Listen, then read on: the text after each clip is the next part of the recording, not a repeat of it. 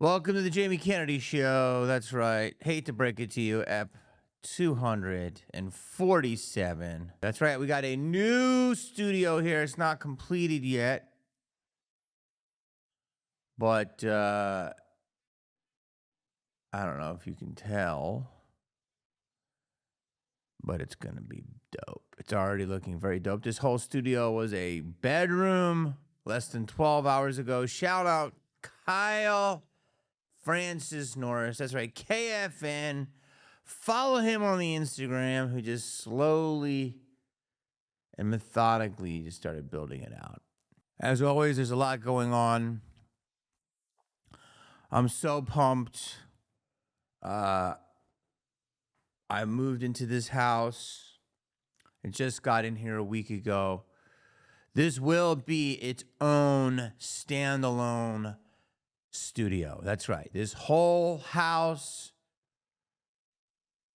was bought and brought to you as a studio. This is a content house for one man. One man's brain to make content. That's right. That's all. It's right in the heart of Los Angeles. Not far from everything. It's exactly where you need to be. And this is where we're at. Everyone's going to be their own little studio everywhere. This will be my solo room. Over there is going to be my guest studio. Downstairs is going to be a room where I sell. And you'll see memorabilia. And in my bedroom, there may be a confessional. I can do quick hits. And then there's a couple extra rooms for people to lie their head. Possibly, I'm going to put a sauna in here too. Wellness, content, history. That's what we have here at the Jamie Kennedy house. That's right. The HTBITY Productions. I have a company called HTBITY Productions. No, it's not what that is, you filth. It is Jizzy, like Jay Keezy, Jizzle, Kizzle, Jay Kizzle, Jizzle. Get it? So it's a cute little play on rap. Been a very hard week. I got to get my arms better shape. My shirts are too tight. I'm very tired. And I don't want to encourage to say that, but I have a lot to say. No notes, no prompters, ranting. I'm also thinking about wiring my house to make it a complete stream-heavy house. Heck, I may allow people to watch me sleep. I might do that. Because people want to watch me sleep. What's the platform that'll have people watch you sleep? So this house is going to be all of that. It is going to be a content studio straight in the heart of Hollywood. I'm so pumped as I'm talking about it. Minutes away from Santa Monica, minutes away from Melrose, a scooter ride away from Guac Daddy. That's right. The local businesses that I like, by the way, you guys should give me a cut. I'm going to do some cuts right now. First burp in the new studio. Jason, save it. Guac Daddy, a brand new taco establishment. Very, very high recommend. High nines for me. You get a box of every type of taco and tostada that they have for $22 with chips and salsa. Now, that is incredible. And then throw a mango tea on top of it for $5 more. You're out the door for $27. You'll finish half the box, 2 meals, $13 a meal. You're feeling great. You go there, you're going to see 85% gay men, 10% couples, 3% hoochie and 2% homeless crazies out in the front. Pretty good statistic there. They don't want to maybe talk about that part, but that's part of life. That's what we got to do. So as I'm talking about you in the studio, this is what this is going to be. This is going to be a streamer house. Shout out Sam Hyde, who I really don't know, but he is the, the pioneer of like kind of streaming your life. I've been told so much about him and his fish tank. And my old producer, shout out Kyle Anderson, said Sam Hyde is the man to do it, study his content. So what I've seen, those guys are really doing it well over there. And so that's how I think I can take some of the model from them. So it'll be, let's see what you have to look forward to so far. Solo opinions, guests, me running my own shopping stuff with memorabilia, streaming in my house, confessionals, IRL. That's right. What else you want to see me do? That's pretty busy. Will I keep doing stand-up? Yes. Will I keep doing game shows? Yes. Will I keep doing Sirius XM? Yes. So I'm going to be doing funny you should ask this week. Then I'm going to Cincinnati for Horror Hound, Gutfeld, and then I believe hopefully Jeff Lewis at the end of the month. That's where we're at the moment. I'll keep you abreast. Then April, the first weekend of April, I'm going to be at the Nashville Tattoo and Horror. I haven't been there in over 10 years. Great convention. Full moon. Is it full moon? I'm going to be at full moon. So that's where we're at. Do I love traditional Hollywood? Yes, I do. Is it changing forever? Yes, it is. I'm going to have this Coke later if I want. I need the energy. Speaking of that, I really only want to make my own content, do whatever I want, when I want, where I want. Now, Paramount has just gotten the rights to somehow outbid Netflix, which is crazy. Because the pockets are deep at the flicks, but also they're deep with the Ellison boys. They went overseas and grabbed a couple of dollars from the Turban Kings. And a couple sheiks were going to put in the pot, like 25 bill. So I don't know what happened. Somebody said Trump did some stuff where he was like, the deal's going to happen this way. So I don't know, but now it's going to be Paramount, which is owned by Warner Brothers will be owned by Paramount, which is insane. Insane. It's insane. It's consolidation and consolidation and consolidation. We're going to have 4 or 5 players, which is crazy because Netflix has very deep pockets and they were ready to go. And they said, well, at a price that doesn't make sense for us, we're not going to take the deal. Well, they wanted it. And that library, come on. Feels like somebody got a call and they said, Ted, not this time. Let it go, Ted. Which would have been great for me too, because Ted Sarandos is the man. He's a real one. He's out here in these streets looking for great content. But I have to say, Paramount getting the nod, I think is a win for Jamie Kennedy. But we will see. I need you, world, to step up and keep liking what I do.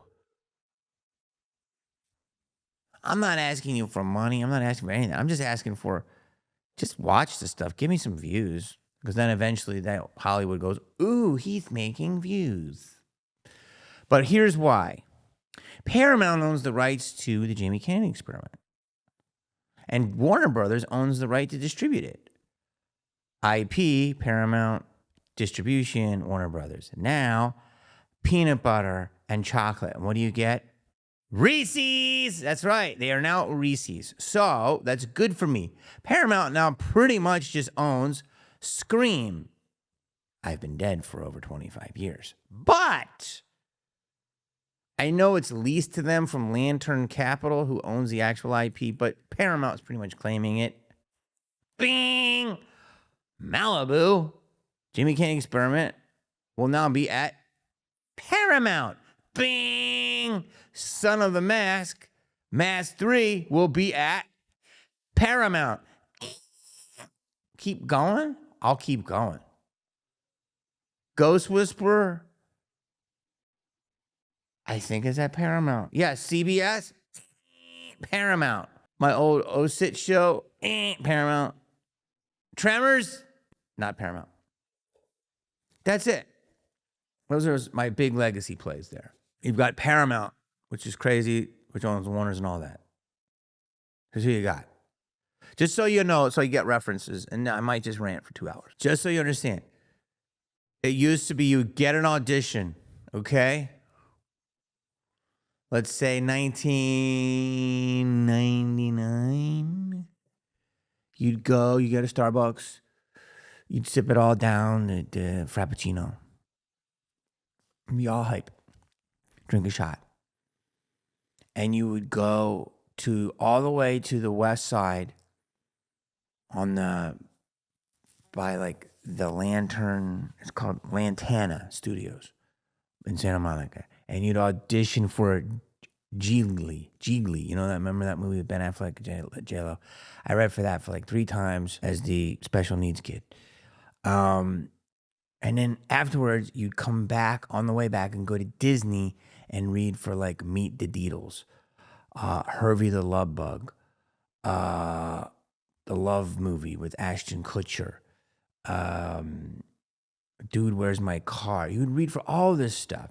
And one would be made by Disney proper, another one Hollywood Pictures, Touchstones Pictures, Enemy of the State, Buena Vista Pictures. Like Disney had like 5 studios, plus animation, plus Pixar. I like to say 7 studios. Now it's all under one, Disney. And each studio they would do 12, 15 movies a year. Boop. Now Disney's going to do what? 5, 6 big, humongous, proper movies. That's it. So you're like, where's the acting? Well, it's called Hump Films, George. It's called Only Farts. Or you're doing shorts, or you're doing more stand-up, or you're just fucking saying, I made enough money, I'm going to chill, or you're smoking crack in the street. Right now, I have enough money to probably pay this house off for 10 years. That's pretty good. But maybe not. We'll have to see what the tax bill is. But after that, oh, fuck yeah. Who knows what's going to happen? But I believe in myself. Always have, always will. So, where are we at? Disney, which bought Fox. Let's just say you have Disney. Peacock, Universal. Fucking big-ass studio named after a bird. Peacock. Paramount, whew, crazy. 3. Netflix. And Sony. But Sony's always been a wart on their dick. I think Apple should buy it. Then there's Apple, but it's messy. Apple, just buy Sony, get it done, and be 5. Make 5 players in the hand. And the rest of it are independent fart faces. You got A24, which all the hipsters love. I don't know who owns them. I think somebody owns them. So that's what it is. Okay? And it's just content. You got MGM with Amazon. Just get rid of MGM, Amazon. Just call it Amazon. Buy it. Amazon, buy Sony. I don't know. I guess there's 6, but Amazon doesn't buy anything. And then there's people putting shows on like Hulu, but then saying it's on ABC. I guess. My whole thing is I see posters for some shows for like, it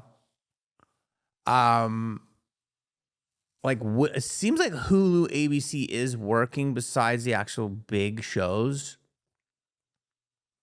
like America's Got Talent stuff, but like Will Trent seems like that's a big show that people do talk about. The Pit now is blowing up. Seems like these are cultural zeitgeist. Um, Highly Confidential with Caitlin Olsen, hilarious. Her show is huge, looks huge, and then I'm seeing this new one with Scott Speedman. It's like a photographer, and that looks like it's gonna be big. So I want to talk about a few things, and the first thing I'm going to talk about is we have the release of Scream 7. I know nothing about what it's about. Full disclosure, I think it was Christmas of 2023. I went to Nev's house. She invited me and my girl over, and we had a beautiful Christmas dinner. And we played charades, and she told me that she was thinking about doing the next Scream. I never said nothing. And I saw the script. She showed me the script. I didn't read it and didn't do nothing. And I was like, this is amazing. You should do it. I always knew they would need her, and I believe that she got paid handsomely, which she deserves. She's the rock of the franchise, along with Courtney. But it's always Nev that seems to be, in the center and getting chased, as you know. So we have Scream 7. I knew Matthew was coming back. I have not seen it. I'm going to see it tomorrow night, which by the time this is out, I'll have seen it. And I knew David was coming back, which I'm like, that's really quick to bring David back with one movie off. And I knew, but I don't really know Scott Foley, and I think Ethan is new. I know Ethan and Joel, they're all new characters, but Scott is coming back. So, I was like hearing about it, and it's awesome, and it's great, and it's incredible that it's got new life. But I'm done. I was killed. I've been dead since 1997. But with the internet and memes and GIFs and edits and all this stuff, Scream came back to life, and the whole new generation picked it up. And with Matt and Skeet being zaddies and myself being a zuncle, it's like, boom, it got huge again. And it's fantastic. So it don't hurt me because I'm not in it, but, people associate me with it. So it's like, look, when I got killed, people were like, oh my God, how do you feel? I'm like, it's a horror movie. You get killed, you're done. Like, we did the first one. It was a super inventive, cool movie, a little movie. That was it. We made a great amount of money. And it was done. I believe that's what it was. It was a one and done. Kevin blew up. I know that he had the script for I Know What You Did Last Summer, and I know he had the script for Killing Mrs. Tingle. He had a lot of scripts, and they all started going, pew, pew, pew. And Sarah Michelle Gellar, shout out the queen, who really kind of started the young ingenue programming in Hollywood. They're making movies for him, the CW, it was with WB, Buffy, all this stuff. So they started making movies, and then Love started starring in movies, and Nev was starring in movies, and Denise Richards. So that whole wave I was a part of. So then Scream 2 came. I don't think anyone knew it was going to be a sequel. That's my opinion. I'll have to ask Kevin. I was dead. No, I wasn't dead. He's like, I think I know how to bring your character back. And then they made a big part for me. And And I'm pretty sure they didn't plan it out because they killed Randy, right? And they didn't know how impactful the character was. But I also knew by killing him, it would hurt the audience. Then the third one, I told you I had dinner with Wes. We talked about it. And then he said, well, I think I know a way you can bring you back. And Marianne was like, do you want to come back? And I was like, yeah. So he talked about the videotape, which, by the way, and I haven't seen the new one, I've heard things, could be the lineage. Shit. How funny is this? Randy could be on videotape. He could be converted to Laserdisc. He can be converted to Star Wars, Avatar. I mean, there's so many ways you can do it, right? And you can have me age, or I can commit and drop 30 pounds, and then you have to do a little de-aging, you will. But I can commit. I'd rather commit. So I do the third one. No, it's boom. So I do the first movie. It's a little movie. There was 2 screenings because it was a small theater in Westwood. You can look at the pictures of the premiere. We should put some here. And there was one big screen. I think me and my family were in the second screening room, which I didn't mind because I was new to the scene and stuff. And, I'm pretty sure there was 2 screening rooms. It was in Westwood at the Avco. And then the second one was at Man's Chinese, and my name was up. I almost didn't go. I was filming Enemy of the State. The producer got the counter. I was like, you got to go. This is a starring moment for you. You were great in the movie. Blah, blah, blah, blah. And I was like, okay. And she's like, get back here. So I was like, okay. And she talked to Disney, and Disney got me in, and they worked it out. Tony Scott let me out. Boom, boom, done. And then that was huge, big party across the street where Jimmy Kimmel is now, and just remember Christina Ricci being so nice, and David Schwimmer being so nice, and Matthew Perry going, what's your name? Sorry, that's what happened. Is that bad? Then he turned to Quentin Tarantino, and he said, who's that guy again? And he's like, he's in the movie, man. He's the rules guy, man. I'll never forget that moment. And I walked away, and he goes, oh, yeah. He was sweet. He just had a lot going on. So then there's that. And then then we do the third movie. I get invited to be on it. Now, this is where my booty started to get tickled with my Scream family. Okay? So you have to understand is Wes and me, I was closest with Wes. Would I say very close? Pretty close. Like, he really took me under his wing. I got to know his son. I got to know his daughter a little bit too. I think I knew his son more, Jonathan. Marianne, I was really close with. She loved my sense of humor. We goofed around. Kathy, I was close with for a little while, but she got so busy. And Kevin, I knew, but we don't have the same rapport of like joking around as much. But Wes, I joked with him a lot. I would say a lot of crazy shit to him, and he would laugh. He probably liked the fact that I was a little crazy. And he would, I'd have dinner at his house. And do you want to hear one story? I'll tell you. Did I ever tell you the story? Like there was a WB party. Wes had a show or something. I was at the Mondrian. There was me and him. We were in a picture together. There's pictures of us at other events seeing each other. I believe Music of the Heart I might have went to. I'm not sure. There's other movies. He had a show called Nightmare Cafe. He's like, I want you to star in the show. I'm like, dude, I'm a movie star now. He's like, I know, but I want you to star in this Fox pilot. But for some reason, I had another deal, and my manager didn't let me do it, which I think kind of annoyed him, but he understood. And I don't know, but it was a good idea. Nightmare Cafe. I think it was Nightmare Cafe. But he would have parties. Wes would have parties. Really classy dinner parties. His girlfriend, at the time, I believe, was Victoria. I believe she was French. And, I never knew what a Bordeaux was.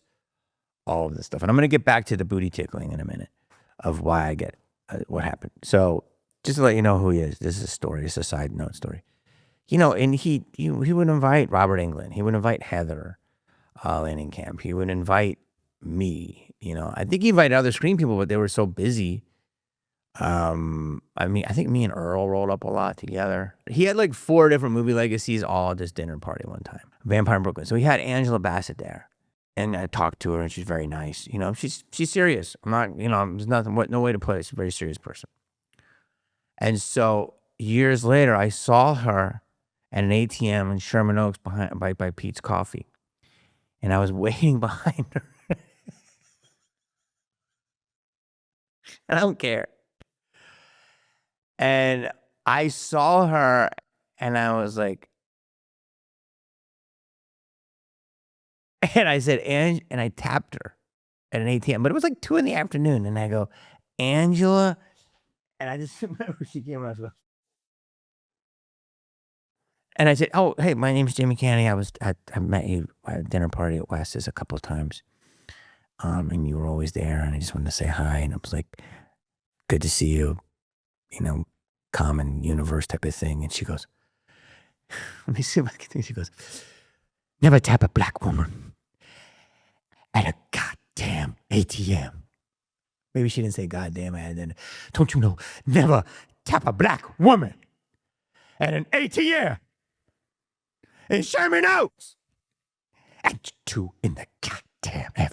No, she didn't really say all that, but she did say, don't you never tap a black woman at an ATM. Oh, she did say that. I said, I'm so sorry. I didn't mean to freak you out. I just was like, And she's like, nice to see you. And she walked away.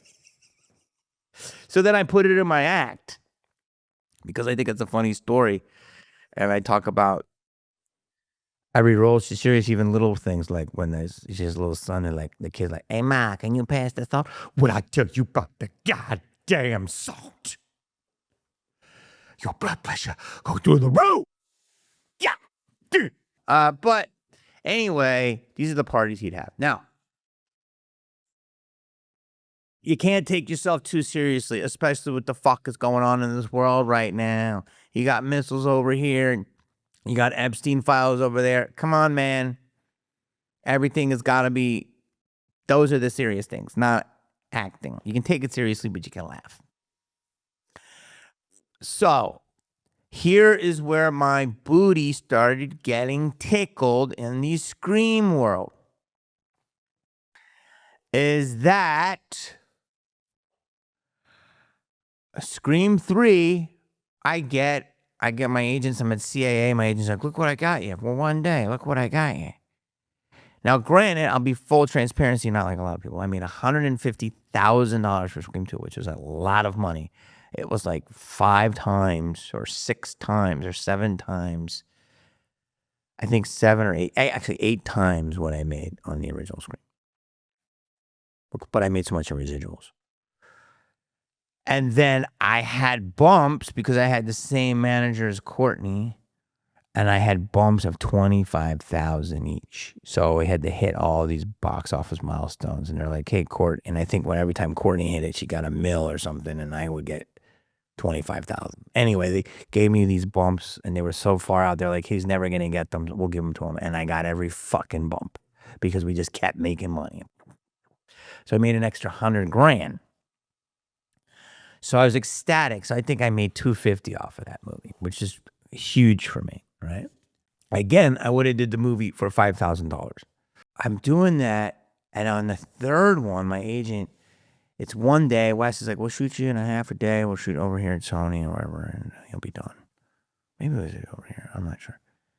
I don't know why I gave him that accent. And I said, okay. So they gave me $25,000, which is great. I wasn't even supposed to be in the movie. It was a little cameo. And my agents, of course, like, look what I got you. Look what I got you. And I'm like, you didn't get me. I got this with Wes at the dinner. You negotiated it. You didn't get it for me. But look what I got you, right? And also Tomcats was really up my ass. That's someone I wanted to do it, but my agent's like, you can't do Tomcats. You're bigger than this now. And then they gave it to Jerry. So who knows what that would have done for me? Here's the situation.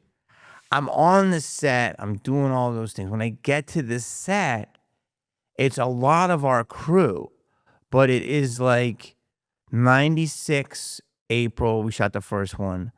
Summer 97, we shot the next one. I'd gone and done movies like Three Kings and Bullfinger and Boiler Room. And I mean, I'd done all these other movies.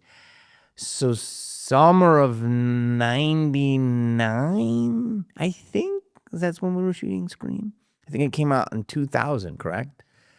And so it was like a little cameo, a great cameo, excuse me. Was it summer of 99 or summer of 2000? Anyway, it had been 2 years, so a lot of time had passed since we'd been on a Scream set. And there was tons of different writers and all this stuff. So half of the crew, a lot of the crew was the same, but there was a whole new crew, like all the AD crew. First AD, second AD, all that stuff. That whole crew who makes the call sheets, all that. Wrangles talent, keeps the day moving, all that stuff. So someone in the AD department, I think the AD department was somewhat different.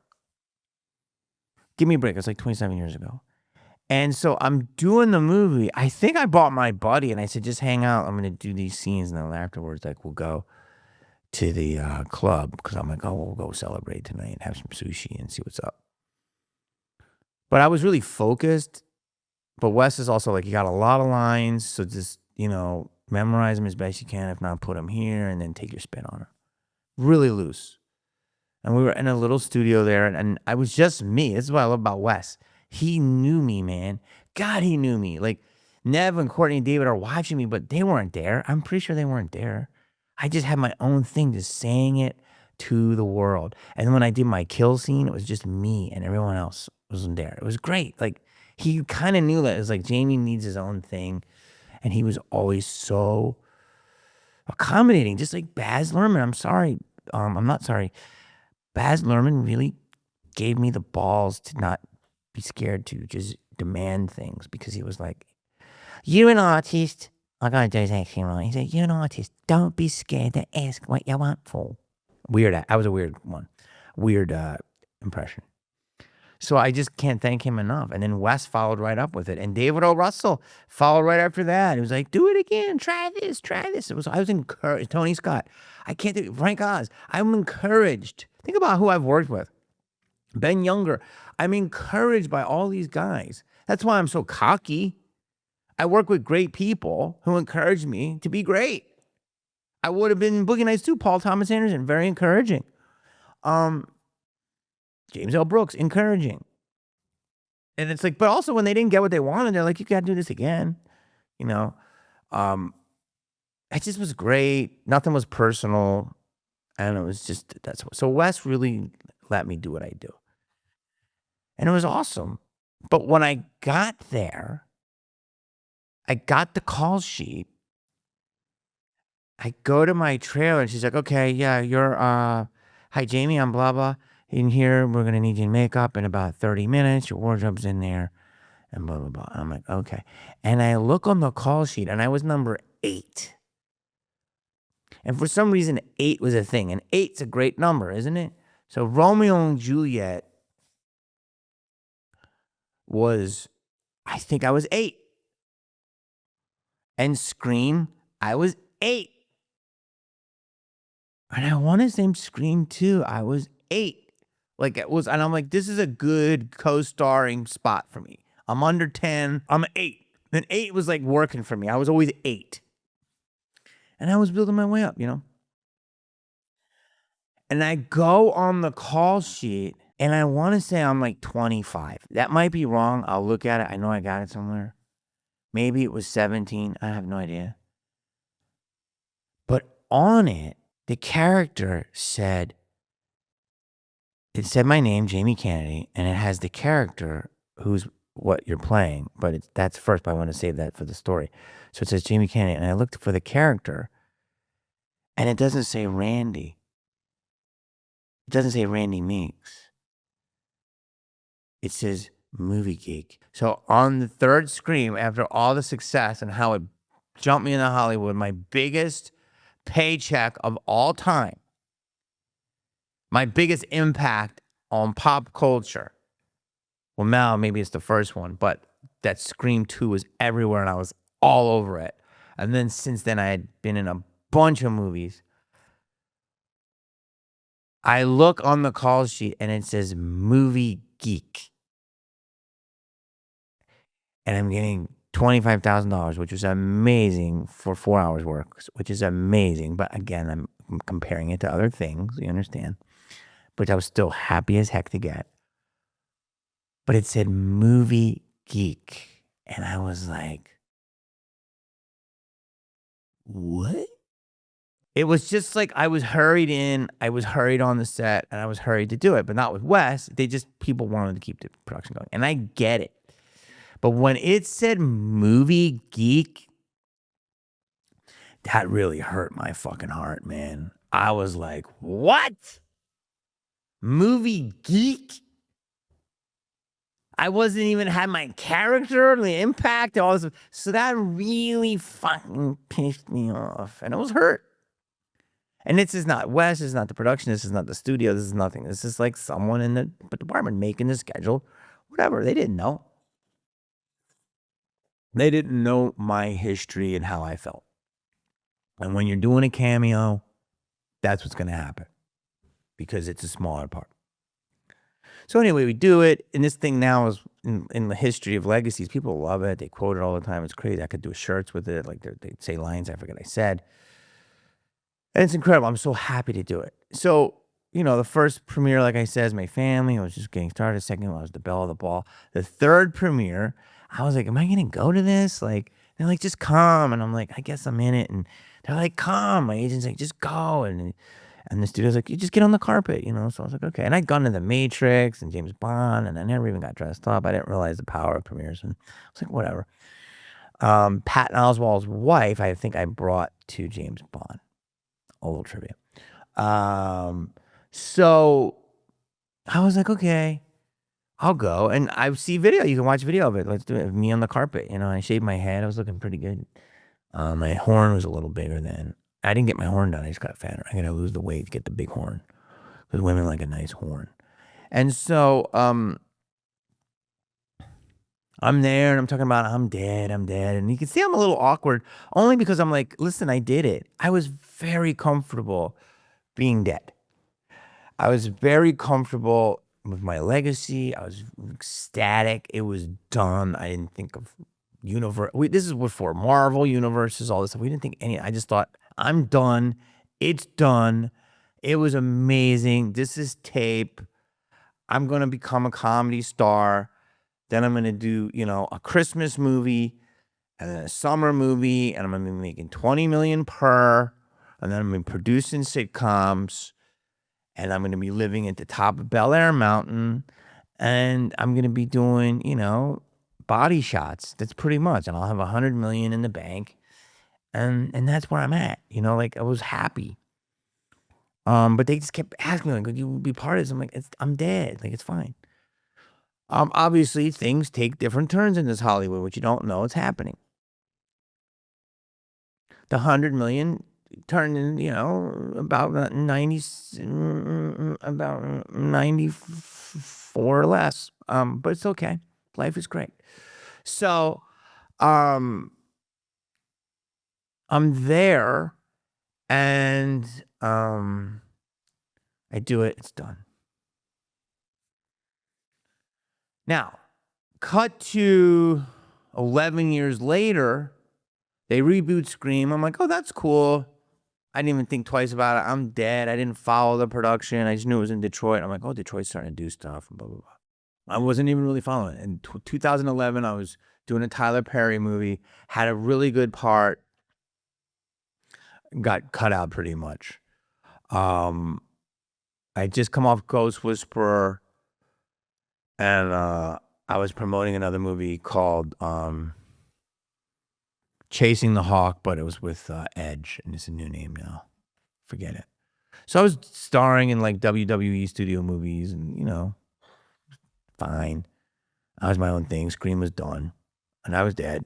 And they had the big three, Courtney and Evan David, and everybody else was new. And I thought it was great. So I liked that they introduced a whole new legacy stuff. So the studio asked me, they're like, come to the premiere, come to the premiere. My agent's like, my publicist is like, do you want to go to the premiere? I'm like, no, I'm done. I don't need to go to the premiere. And they're like, well, they really want you to go. And I'm like, no. I'm like, I'm done. Like, you look cooler if you've moved on. And I never forget, they kept asking. I don't know if it was the studio's publicity department, whatever it is. I was already in a Tyler Perry movie. I was already doing something else.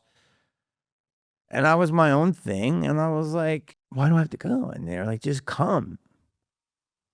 Come, take some pictures, watch the movie, support your. And I don't think I saw people in a while. I hadn't seen Nev forever. I really wanted to go to support Wes and Marianne and the legacy. But you have to remember, I wasn't seeing people. I wasn't really, and I don't remember everyone else from the movie being there. So I just remember Marilyn Manson and me hanging out, Anthony Anderson. And I remember Bob Weinstein going, we should have never killed you off. We shouldn't have killed you. And I think I hugged Kevin and hugged Wes, took some pictures, hugged Nev. And that was it. But I went, and I just remember how much they wanted me to go. Like the promoting people in the department of that movie, whether it was them or the studio, whatever it is, they wanted me to go, and I went. And it was cool. I was like, okay, I'll just keep going to the screen premieres. So then that comes out. It doesn't do that well. It does well internationally, but I don't know. It doesn't spark it, and boom, it's gone. We're all living our life. Everything's happening. And then, sure enough, 2021 happens, I guess. They're talking about Scream and all this stuff.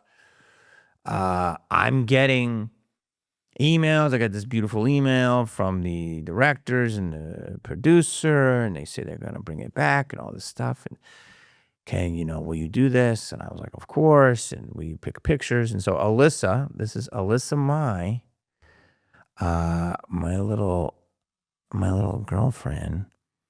Alyssa Mai is responsible for picking the picture, because I had a bunch of pictures and she kept submitting them to the studio until they picked them. And she narrowed it down for me. And I'm like, okay, I like that one. She's like, yeah, you think they'll like this one? And she did that. So she has her hand in this Scream universe.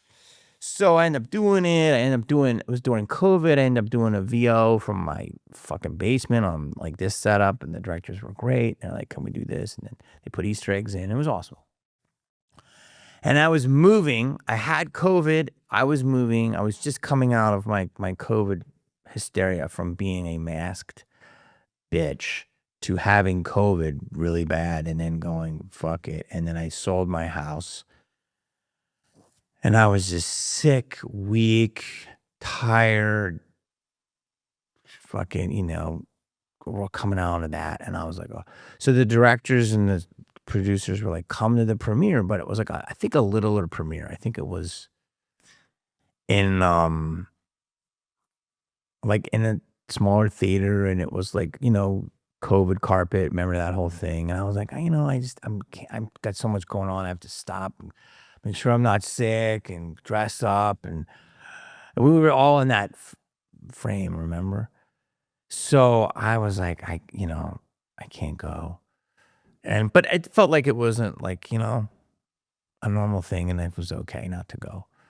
But what happened is that being a part of that movie was so cool, and it was so welcoming, and I have beautiful pictures from the cast standing in front of my picture, and they did whole honoring to Randy in that movie. It was just so, I've talked about, how I felt so honored to get that. And because of that, in 2021, after I filmed a movie called Don't Suck, with Matt Rife, and as soon as that movie was done, he went. So I'm just saying, there's something with me here, guys. I could be that good energy that you take and you go to the moon. Get to know me. Paramount had called my, at the time, publicist, and Alyssa, who was really running a lot of my publicity. And they're like, can you do the promotions for the Scream 25th anniversary, like silver, box set, silver Blu-ray, all that, whatever, silver ray. And I was like, yeah, fuck yeah, I'll do it. Like, it was always me. Like, I'm ready to play ball. And I hadn't gone full fucking nut yet. like I was starting to go nut because I had my abortion movie that came out and they blocked, but I hadn't gone full fucking crazy nut yet, which I'm not, but you know what I mean? That's what everyone says I am. So, and so I literally wrapped Don't Suck on like a Sunday. At Monday at 6 a.m., I have my whole press schedule still. I was doing like 6 radio stations, 2 TV Zooms. I did it all from the suite. They got me a big ass suite. I stayed in Vegas. I said, "Can you give me the suite for 2 extra nights so I can chill with my chick and just, you know, eat whatever?" She's like, they're like, "Yeah." I did like 3 radio, like 5 radio stations, like 3 entertainment weeklies, all the stuff. Then I did the Zooms, TV shows, and I did the at night TV shows. I did like 10 pieces of press, and it was like 7. Then I did a pod. I think it was like a 13-hour day. Now, again, it's not my movie, but I am an Easter egg in it. And it was really to promote the whole box set of it in the 25th anniversary. I'm like, you bet. And I was so excited to be a part of it. And then later on, we did Drew, and it was David, Nev, and Courtney. And then I called in. They didn't know who it was. And I called in, so I'm on Drew. And so it was like they were including me a lot. It was fantastic. Even Alyssa was like, Jesus, you get the same questions all the time. Just tell them to Google it. She was really funny. It's so funny because Scream was not what it is now. And I would send her, I'm like, just get to know my voice so you can answer these questions on the phone. She's like, you got to pay me. I'm like, I know, because it was the same questions over again. I was like, I really will. Because it was like, did you ever think, you know, what's it like working with, you know, that type of stuff. So I do all that. Scream comes out. It does well. You know, I think it made like $85 million. It was a nice economical budget, but it got into zeitgeist again. Kind of requel, the greatest term for it, and Jenna being Drew, and then Melissa being Nev, and then Nev being the older version, and the elder statesman, if you will. So I was like, this is good. This is great, you know? And so it was there, and it was done, and then boom, and then Scream was off, right? So I'm doing my own thing. Meanwhile, all these cons are starting to get big, and it's, you know, it's really us 4. It's Nev, Matt, Skeet, and me. And David started coming, and then Rose started coming. But everybody kind of had their own thing, and it was like our agent that kind of put us all together, and then these pictures, and he kind of created this, you know, fervor, and that's, you know, you can probably say that he did a lot of this cast photos that are happening now is his idea, because he did that with us. And I don't remember people doing that, but maybe I'm wrong. But he put us together. And now I feel like there's casts of everything. So we do that. We know all the behind the scenes of Scream 6. We know the money drama. I speak on it, you know. I came in hot, but I said, you know, you can't go on a pin and say we support women and not pay one of the, you know, one of the cornerstones of horror as an icon and not pay her what she's worth. That's just crazy. And then you know, a couple of us were talking, I'll never forget, and I was like, I'm not going to say who, but I'm like, were you invited to Scream 6? And they're like, no. And I'm like, I don't know. And so I was like, what? Like, I was. And then someone was like, yeah, well, you said a lot. And I was like, okay. And I thought, well, you know, it's in New York. It's a new thing. You know, I'm not in it. And it's like, Nev's not in it. So that whole class is gone. Except Skeet, who was in it. And he was part of the new class, too. So he's both classes. So I was like, why would I get invited? It's a New York only premiere. But I was a little like, that's weird. And it comes out. It's great. It's done. So that's done. So it was 2022, 2023. Theirs are done. And then there's, you know, they're talking about making the next one. They're about to do it. Be on the schedule. You know what happens. The first thing was they didn't pay Nev. She's like, I'm not doing it. Then they get Melissa, and she gets fired. Now, I supported both women, and I am not scared to say this. And my views are no one else's views but my own. I'm the only one that had these views. I'm not talking for anyone else. I'm talking for myself. Both things can be true.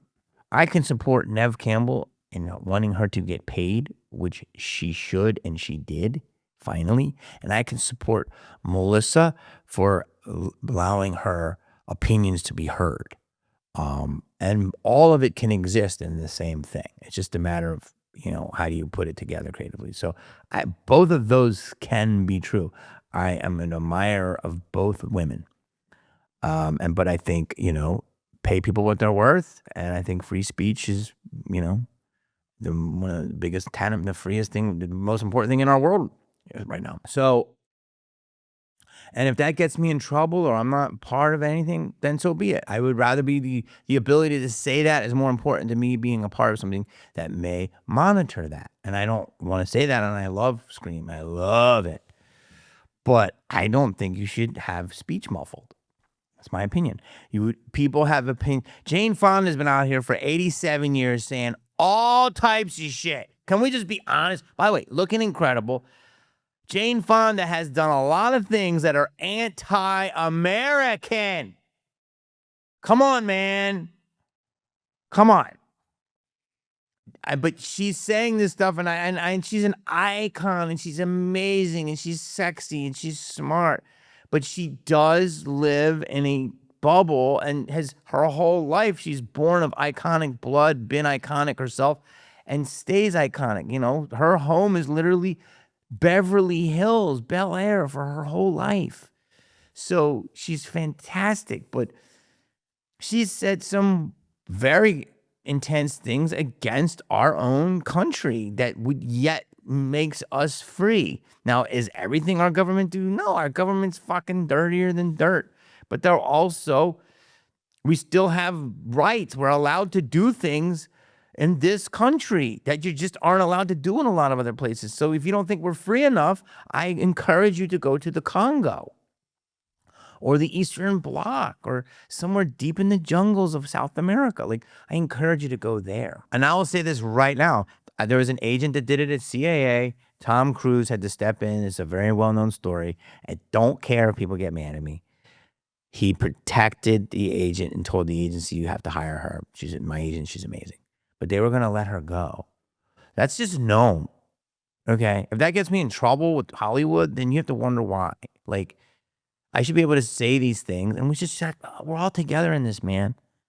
Let's just talk it out, I'll shut the fuck up. Okay, so all that happens, and we are now at Scream 7.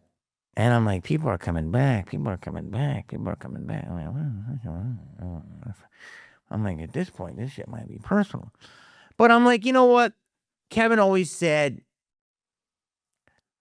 that killing Randy was so powerful that it made the franchise really resonate, that anything can happen because he killed such an important character, which is an honor in a way. I don't want to be the sacrificial lamb, but I get what he's saying.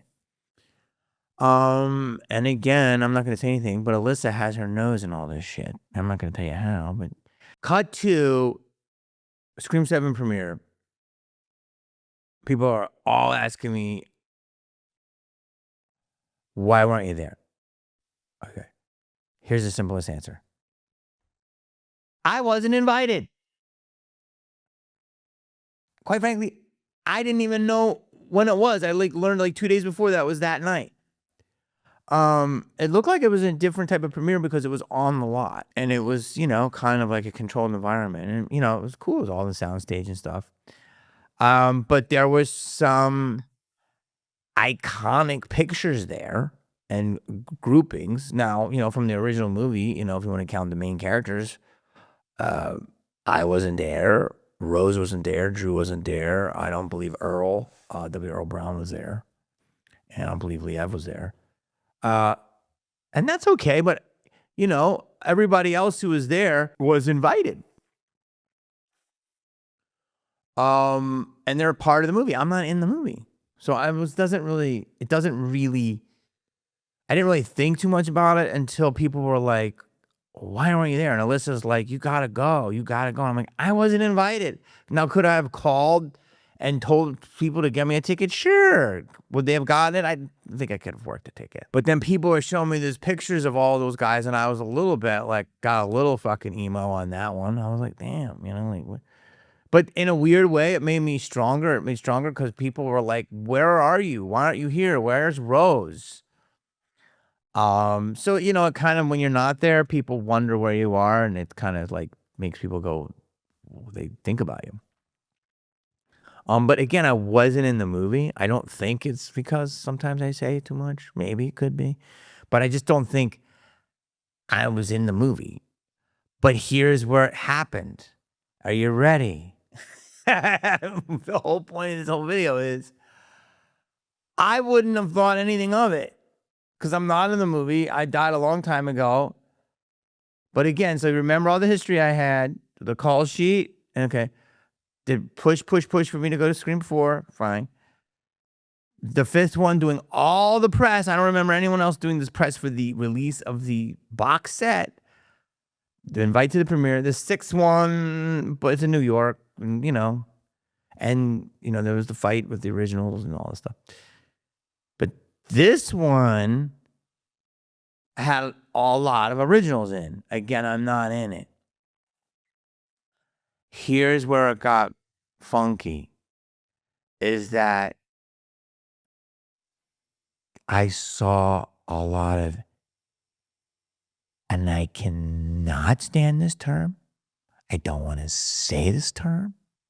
This is a term that should not exist. But I saw a lot of influencers. Now, what's influence? If you can put something out and somebody clicks off your shit and you make a living at that, you should probably call yourself an influential person. You should do that. And there's influences for everything.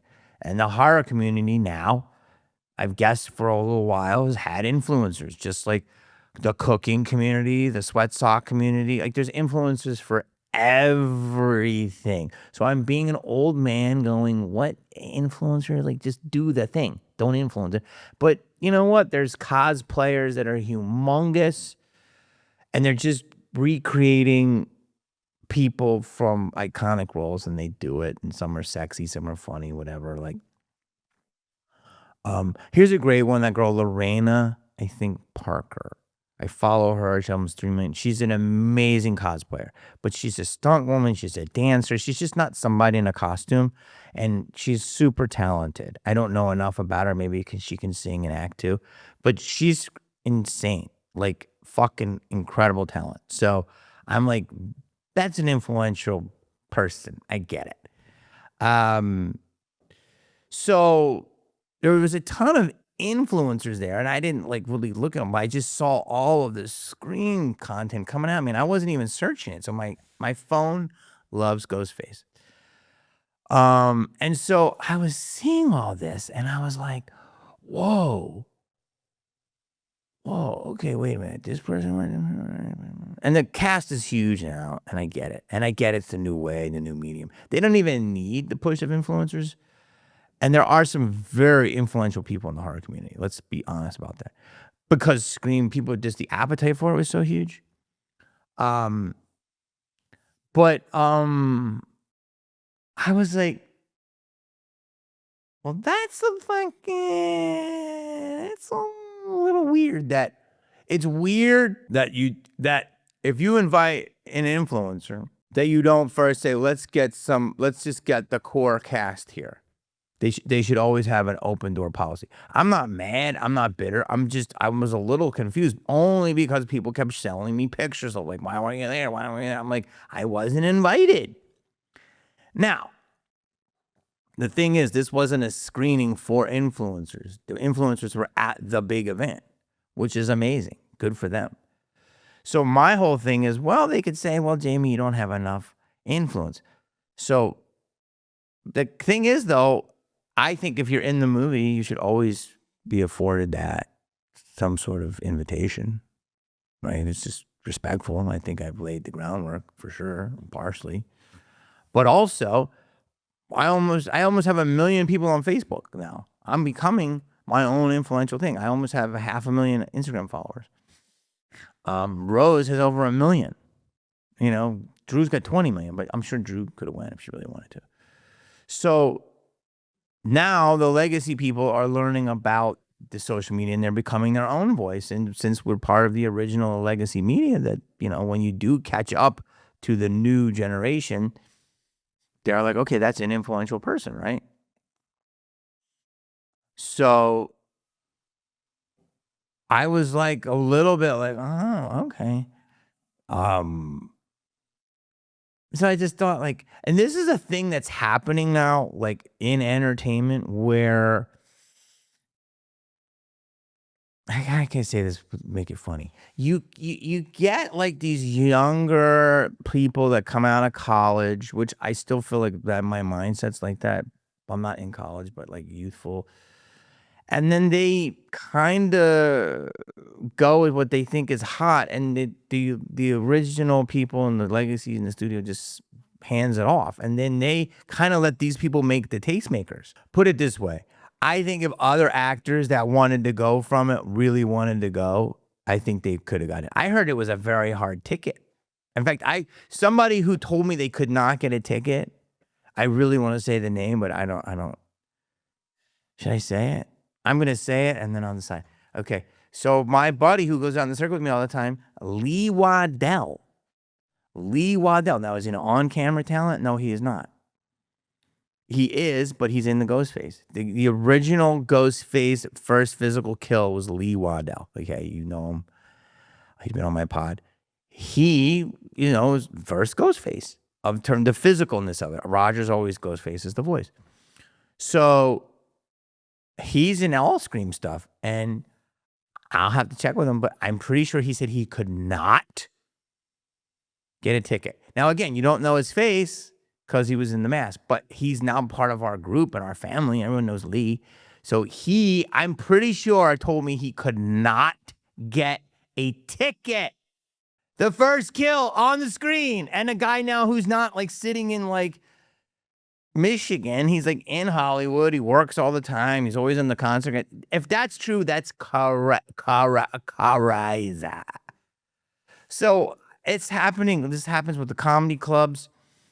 You get these young social media people, and they wished birthdays of people that barely go to the club or were never at the club, or newer comics that are hot. And it's like, yo, dude, we all made our bones here. These are and you never get a birthday wish, and you notice that shit if you're me. A lot of us do. And we're like, why is this person why aren't we getting a shout out? So that's a thing that's happening. I always respect my elders. How can I do that without people crying? So if you're wondering, that's why I wasn't at the Scream premiere. I think it's amazing. It's the biggest one they've ever had. And I'm dead. Maybe I can come back. I don't know. We'll see. But it's amazing. They're going to go right into 8. And now I don't think Scream's ever going to stop being made. They'll make 20. Go Ghostface. Boom. And why Ghostface works so much, by the way, why Scream works is because the Ghostface keeps evolving into other people. And people they think they're Ghostface. Like I said, there's Ghostface. There's emo Ghostface. There's gay face. There's bimbo face. There's whore face. There's mom face.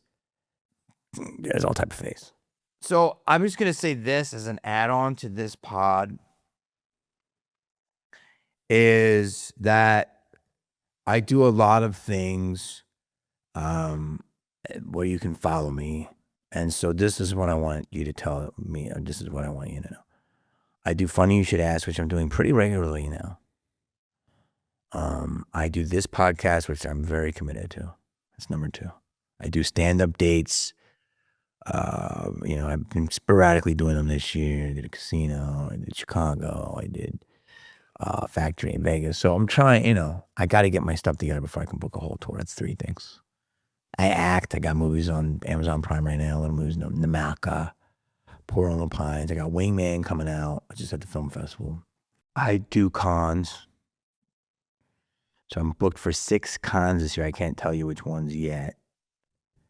Horror Hound, Nashville, Frightmare, Denver, Indy, There's one more. I'd like to get another 6. One a month is fantastic. Listen, guys, this is so exciting. I do this whole thing from the top of my head. I'm all about making my shit for you. So if you're into this, fucking follow me everywhere, man. Let me know what I can do for the Patreon to make that work. Keep watching. Let's go. Peace. Anyone's talking, they're blockers. That's not why I came to help you. Fucking backwards. Bullshit. I hate to break it to you.